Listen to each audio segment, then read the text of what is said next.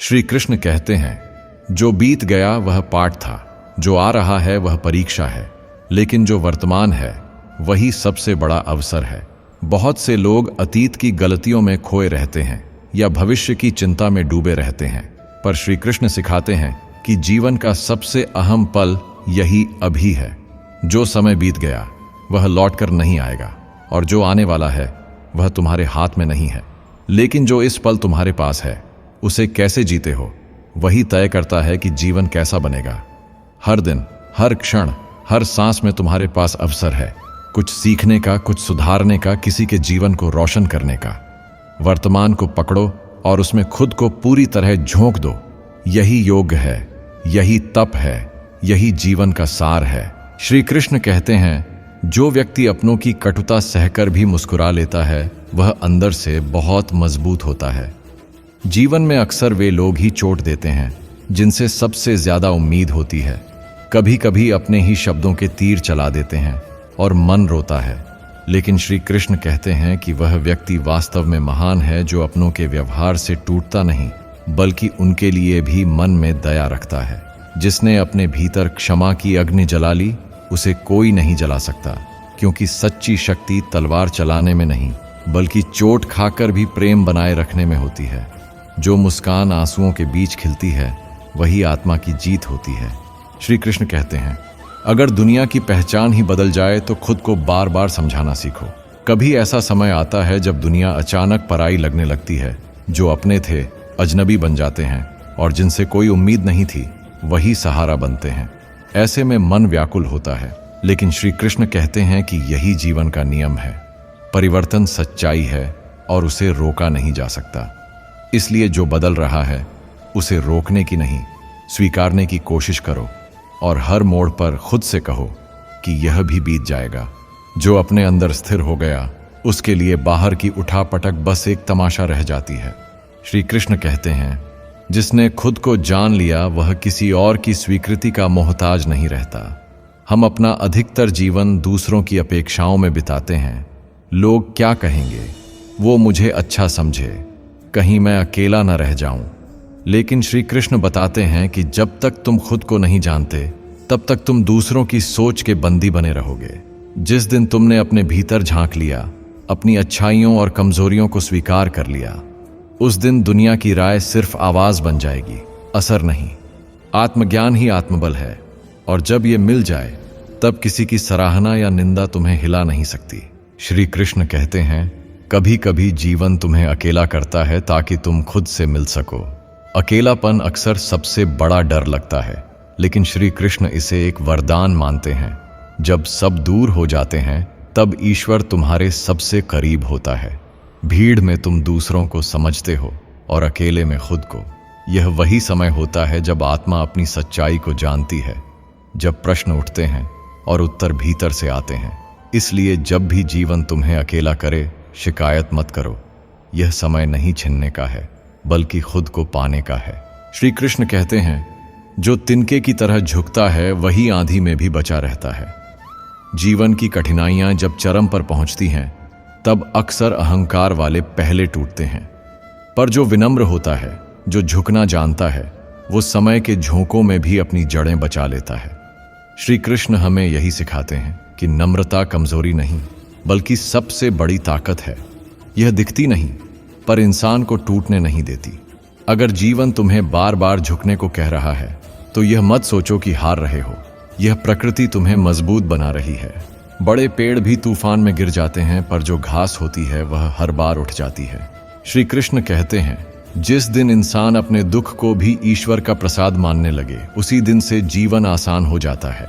हम सुख में तो भगवान को याद करते हैं, पर दुख आते ही प्रश्न करने लगते हैं, क्यों मेरे साथ। लेकिन श्री कृष्ण कहते हैं कि जो दुख तुम्हारे जीवन में आया है वह भी तुम्हारे हित में है। कभी वह तुम्हें सबक देता है, कभी तुम्हारे अहंकार को तोड़ता है, तो कभी तुम्हें किसी गहरे रहस्य की ओर ले जाता है। जो हर स्थिति को एक उपहार मानकर जीता है उसे कभी शिकायत नहीं होती, और जिसकी शिकायतें खत्म हो जाती हैं उसका मन शुद्ध हो जाता है, और शुद्ध मन ही ईश्वर का सबसे प्रिय स्थान है। श्री कृष्ण कहते हैं, दुनिया तुम्हारे चेहरे से नहीं समय से दोस्ती रखती है, जब वक्त अच्छा होता है तो लोग बिना बुलाए पास आ जाते हैं, जब हालात बिगड़ते हैं तब वही लोग दूर जाने लगते हैं। यही जीवन की कड़वी सच्चाई है और श्री कृष्ण इस सत्य को स्वीकार करने की सलाह देते हैं। जब ये समझ आ जाए कि दुनिया की मोहब्बत शर्तों पर टिकी होती है, तब किसी के बदलने पर दुख नहीं होता। तब तुम सीखते हो कि जो साथ दे उसका सम्मान करो और जो साथ न दे उसके लिए मन में खटास न रखो, क्योंकि अंत में जो तुम्हारे अपने हैं वो तुम्हारे समय से नहीं, तुम्हारे आत्मा से जुड़ते हैं। श्री कृष्ण कहते हैं, मनुष्य जो बोता है वह कभी न कभी काटता जरूर है। कई बार लगता है कि हमने किसी का बुरा किया और बच गए, या किसी ने हमारा दिल तोड़ा और उसे कुछ नहीं हुआ। लेकिन श्री कृष्ण कहते हैं कि समय का न्याय सबसे गहरा होता है। हर कर्म एक बीज की तरह है, वह आज नहीं तो कल फल देगा। इसलिए न किसी के साथ छल करो और न किसी से छल का बदला लो। जो जैसा बोएगा वैसा पाएगा, और यह नियम अटल है। कर्मों की फसल को सोच समझकर बो, क्योंकि अंत में वही तुम्हारे जीवन का स्वाद तय करेगी, मीठा या कड़वा। श्री कृष्ण कहते हैं, जो हर परिस्थिति में शांत है वही सच्चा विजेता है। जीवन में कभी जीत मिलती है, कभी हार, कभी लोग तुम्हारी तारीफ करते हैं तो कभी अपमान। लेकिन श्री कृष्ण सिखाते हैं कि इन सब के बीच जो अपना संतुलन नहीं खोता वही योगी है, वही ज्ञानी है। अगर कोई तुम्हारी प्रशंसा करे और तुम अहंकारी हो जाओ तो वह भी नुकसान है, और अगर कोई तुम्हारी निंदा करे और तुम टूट जाओ तो वह भी दुर्बलता है। जो भीतर से स्थिर है उसे कोई बाहर से हिला नहीं सकता, और यही वो स्थिति है जहां आत्मा ईश्वर से जुड़ने लगती है। श्री कृष्ण कहते हैं, जो व्यक्ति अपनी इच्छाओं पर नियंत्रण कर लेता है वही सच्चे सुख को पहचान पाता है। इच्छाएं कभी खत्म नहीं होती, एक पूरी होती है तो दूसरी जन्म लेती है, और हम इस भ्रम में पड़ जाते हैं कि अगली इच्छा पूरी होते ही सुख मिलेगा। लेकिन श्री कृष्ण समझाते हैं कि इच्छाओं की पूर्ति से नहीं, बल्कि उनके बंधन से मुक्त होने में ही सच्चा सुख छिपा है।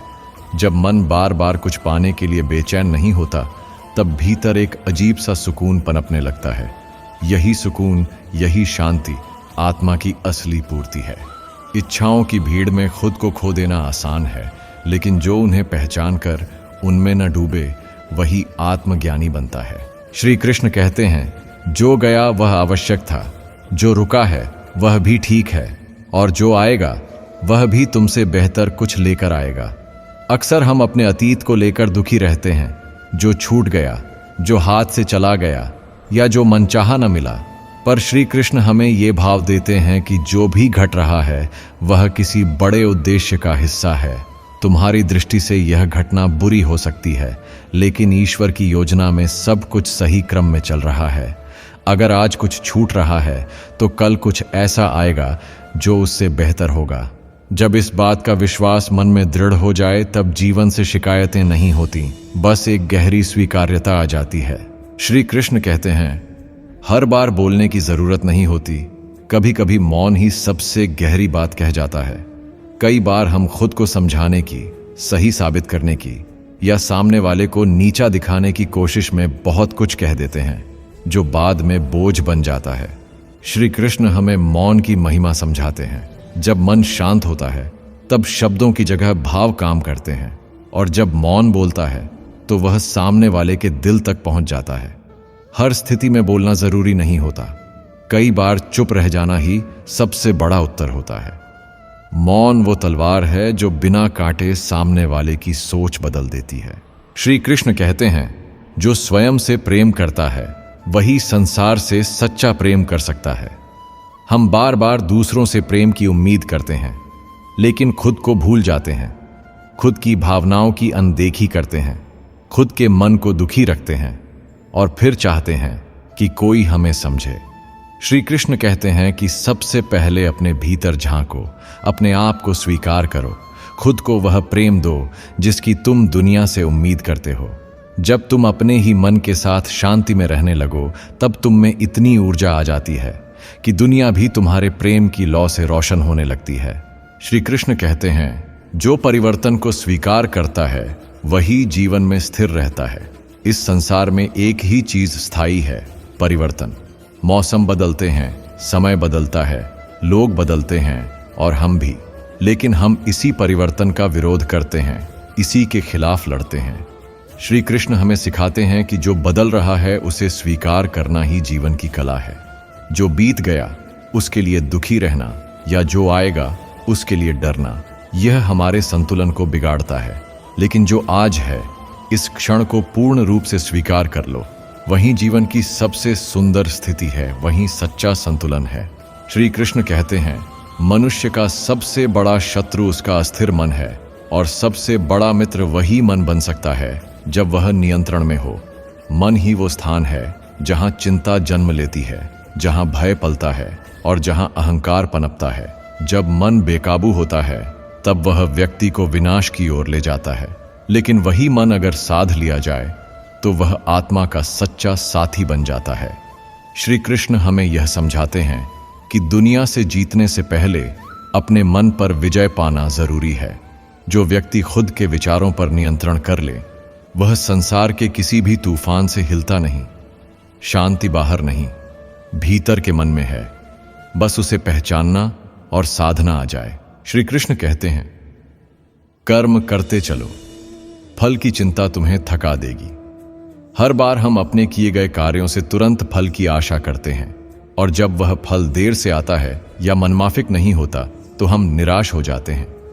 श्री कृष्ण कहते हैं कि हमारा अधिकार केवल कर्म पर है, फल पर नहीं। जब हम पूरी श्रद्धा और सच्चाई से कर्म करते हैं तो प्रकृति अपने नियम से उचित फल देती है। लेकिन अगर हम हर वक्त परिणाम को लेकर चिंतित रहेंगे तो न कर्म में आनंद रहेगा, न जीवन में संतुलन। जो व्यक्ति बिना किसी अपेक्षा के कर्म करता है वही सच्चा योगी है। श्री कृष्ण कहते हैं, हर व्यक्ति तुम्हारे सोच के अनुसार नहीं चलेगा, इसलिए उसे बदलने से पहले अपने दृष्टिकोण को बदलो। अक्सर हम यह चाहते हैं कि हमारे आसपास के लोग हमारे अनुसार सोचें, बोलें और व्यवहार करें, लेकिन जब ऐसा नहीं होता तो हम दुखी हो जाते हैं। श्री कृष्ण हमें यह सिखाते हैं कि हर व्यक्ति की यात्रा, सोच और अनुभव अलग है। उसे बदलने की जगह अगर हम अपने देखने के नजरिए को थोड़ा रू बना लें तो जीवन बहुत आसान हो जाता है। सहनशीलता, समझ और करुणा, ये वो गुण हैं जो हमें दूसरों को स्वीकार करने की ताकत देते हैं। श्री कृष्ण कहते हैं, अहंकार वह पर्दा है जो सत्य को छिपा देता है। जब अहंकार आ जाता है तो व्यक्ति अपने ज्ञान पर, अपनी शक्ति पर, अपने पद पर इतना गर्व करता है कि वह सत्य की आवाज सुन ही नहीं पाता। अहंकार आंखों के आगे एक ऐसा पर्दा डाल देता है जो जीवन के मूल उद्देश्य को धुंधला कर देता है। श्री कृष्ण कहते हैं कि सच्चा ज्ञानी वही है जो खुद को सबसे छोटा मानकर भी ईश्वर की सबसे बड़ी रचना समझे। जब व्यक्ति विनम्रता को अपनाता है तभी सत्य उसके भीतर उजागर होता है। श्री कृष्ण कहते हैं, जिसे अपने भीतर से शांति मिलती है वह बाहर के शोर से नहीं डरता। दुनिया में जितना भी कोलाहल है वह हमारे भीतर की अशांति को और बढ़ा देता है। लेकिन जो व्यक्ति खुद के साथ एकांत में बैठना सीख लेता है, जो अपनी आत्मा की आवाज को सुनना शुरू कर देता है, वह बाहरी दुनिया के शोर में भी स्थिर बना रहता है। श्री कृष्ण कहते हैं कि जो शांति तुम बाहर ढूंढ रहे हो वह पहले अपने मन में लाओ। जब मन स्थिर हो जाएगा तो दुनिया चाहे जैसी भी हो वह तुम्हें विचलित नहीं कर पाएगी। यही आत्मज्ञान की शुरुआत है। श्री कृष्ण कहते हैं, जिससे मोह करोगे उससे पीड़ा भी पाओगे, इसीलिए मोह नहीं, प्रेम करो लेकिन ईश्वर भाव से। जब हम किसी व्यक्ति या वस्तु से गहराई से जुड़ जाते हैं और उसमें अपनी खुशी ढूंढने लगते हैं, तब उसके खो जाने का भय, उसके बदलने की पीड़ा हमें घेर लेती है। श्री कृष्ण समझाते हैं कि यह संसार नाशवान है, यहाँ हर चीज बदलती है। मोह बांधता है जबकि प्रेम मुक्त करता है। प्रेम करो लेकिन ऐसा जो अपेक्षा से परे हो, जो समर्पण में डूबा हो। ईश्वर जैसा प्रेम जिसमें चाहत हो लेकिन पकड़ नहीं, जिसमें अपनापन हो लेकिन स्वार्थ नहीं। श्री कृष्ण कहते हैं, हर हाल में संतुलन बनाए रखना ही सच्चा योग है। जीवन में सुख आए तो उछल मत जा और दुख आए तो टूट मत जा, क्योंकि दोनों ही स्थायी नहीं हैं। श्री कृष्ण हमें गीता में यही सिखाते हैं कि संभव रखो। जब मनुष्य हर परिस्थिति में स्थिर रहना सीख जाता है तो जीवन की लहरें उसे डगमग नहीं कर पाती। जैसे समुद्र अपनी गहराई में शांत रहता है, वैसे ही जो आत्मा भीतर से स्थिर है उसे कोई परिस्थिति हिला नहीं सकती। यही संतुलन जीवन को सुंदर बनाता है। श्री कृष्ण कहते हैं, जो बीत गया वो शिक्षा है, जो आ रहा है वो अवसर है, और जो अभी है वो जीवन है। हम में से ज्यादातर लोग अतीत की यादों या भविष्य की चिंताओं में उलझे रहते हैं और वर्तमान को खो देते हैं। श्री कृष्ण समझाते हैं कि जीवन का सबसे महत्वपूर्ण समय यही क्षण है जिसमें हम जी रहे हैं। न अतीत को बदला जा सकता है, न भविष्य पूरी तरह हमारे हाथ में है, लेकिन वर्तमान में किया गया हर निर्णय, हर कर्म भविष्य की दिशा तय करता है। इसलिए जागो, अब में जियो, यही जीवन का सार है। श्री कृष्ण कहते हैं, विनाश के पहले विवेक मरता है। जब व्यक्ति अहंकार, क्रोध या लालच में आकर विवेक खो देता है, तब वह वो निर्णय लेने लगता है जो अंततः उसके पतन का कारण बनते हैं। श्री कृष्ण दुर्योधन का उदाहरण देते हुए समझाते हैं कि जिस समय इंसान सही और गलत में फर्क करना बंद कर देता है, उस क्षण से उसका विनाश शुरू हो जाता है। इसलिए सजग रहना जरूरी है। हर कर्म से पहले ठहर कर सोचना, अपने भीतर झांक कर निर्णय लेना ही बुद्धिमानी है। श्री कृष्ण कहते हैं, जो हुआ वह भी ठीक, जो हो रहा है वह भी ठीक, और जो होगा वह भी ठीक ही होगा। यह वाक्य केवल शब्द नहीं, बल्कि एक गहरी समझ है जीवन के प्रवाह की। जब हम हर स्थिति को स्वीकार करना सीख लेते हैं, तब हमारे भीतर एक सहजता जन्म लेती है। श्री कृष्ण हमें यह भाव देते हैं कि ईश्वर की रचना में कुछ भी व्यर्थ या गलत नहीं होता। हर घटना में कोई न कोई शिक्षा, कोई संकेत छुपा होता है। जब भरोसा बढ़ता है तो बेचैनी कम होती है, और जब समर्पण आता है तो जीवन सरल हो जाता है। श्री कृष्ण कहते हैं, जो अपने मन को जीत लेता है वह सारे संसार को जीत लेता है। मन ही सबसे बड़ा रण क्षेत्र है, जहां हर दिन इच्छाएं, भय, मोह और वासनाएं एक दूसरे से टकराते रहते हैं। बाहर की दुनिया से जीतना आसान है, लेकिन अपने भीतर की आवाजों पर विजय पाना ही असली वीरता है। श्री कृष्ण बताते हैं कि जो व्यक्ति अपने मन के ऊपर नियंत्रण पा लेता है, उसकी दृष्टि बदल जाती है। उसे न किसी की प्रशंसा विचलित करती है, न किसी की निंदा गिराती है। ऐसा मन शांत होता है, स्थिर होता है और आत्मा की ओर अग्रसर होता है। श्री कृष्ण कहते हैं, परिवर्तन संसार का नियम है, इसलिए परिवर्तन से डरो मत, उसे अपनाओ। जीवन एक प्रवाह है, हर दिन कुछ न कुछ बदलता है, रिश्ते, हालात, सोच, मौसम, शरीर। लेकिन जब हम इन परिवर्तनों से डरने लगते हैं, तब दुख जन्म लेता है। श्री कृष्ण हमें सिखाते हैं कि जैसे नदी अपने मार्ग में आने वाले पत्थरों को रोकती नहीं, बस बहती रहती है, वैसे ही हमें भी समय के साथ बहना सीखना चाहिए। परिवर्तन तकलीफ देता है, लेकिन वही हमें निखारता है, सिखाता है और आगे बढ़ाता है। श्री कृष्ण कहते हैं, जिसके पास संयम नहीं, उसके पास कभी संतोष नहीं आ सकता। मनुष्य चाहे कितना भी धन, यश, प्रेम या सुविधा पाले, अगर उसके भीतर संयम नहीं है तो वह कभी संतुष्ट नहीं हो सकता। श्री कृष्ण स्पष्ट करते हैं कि जब इंद्रियों पर नियंत्रण नहीं होता तो इच्छाएं कभी समाप्त नहीं होती, और जो व्यक्ति लगातार और की भूख में जीता है, वह जीवन का असली स्वाद नहीं छक पाता। संयम वह चाबी है जो संतोष के द्वार खोलती है, और संतोष वही संपत्ति है जो कभी खत्म नहीं होती। श्री कृष्ण कहते हैं, जो दूसरों की भलाई में आनंद पाता है वही सच्चा योगी है। जब तक जीवन सिर्फ अपने लिए जिया जाता है, तब तक वो अधूरा होता है। श्री कृष्ण कहते हैं कि जो अपने सुख से अधिक दूसरों की सहायता में प्रसन्नता पाता है, वही व्यक्ति ईश्वर के निकट होता है। निस्वार्थ सेवा, करुणा और दूसरों के दुख में हाथ बटाना, यही वो रास्ता है जो मनुष्य को देवत्व की ओर ले जाता है। असली योग केवल ध्यान में नहीं, बल्कि सेवा में भी होता है। श्री कृष्ण कहते हैं, अगर नियत शुद्ध हो तो देर भले हो, लेकिन जीत निश्चित होती है। कई बार जब हम जीवन में सच्चाई के रास्ते पर चलते हैं, तो लगता है कि सफलता बहुत दूर है और झूठ बोलने वाले आगे निकल रहे हैं। लेकिन श्री कृष्ण आश्वासन देते हैं कि सत्य और धर्म की राह पर चलने वाले को देर जरूर लगती है, पर मंजिल हमेशा ऊंची होती है। जो व्यक्ति नियत साफ रखता है, उसमें भगवान खुद साथ खड़े होते हैं। सच्चाई का रास्ता कठिन जरूर है, लेकिन वह ऐसा फल देता है जो कभी कड़वा नहीं होता। श्री कृष्ण कहते हैं, कर्म कर, फल की चिंता मत कर, क्योंकि चिंता तुझे वर्तमान से दूर ले जाती है।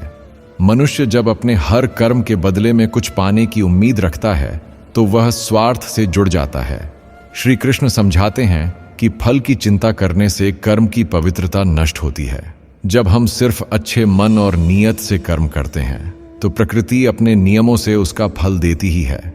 चिंता करने से न समय बदलता है, न परिणाम सुधरता है, उल्टा हमारी ऊर्जा ही बर्बाद होती है। इसीलिए श्री कृष्ण कहते हैं, कर्म कर, वो भी पूरे मन और श्रद्धा से, बाकी ऊपर वाले पर छोड़ दे।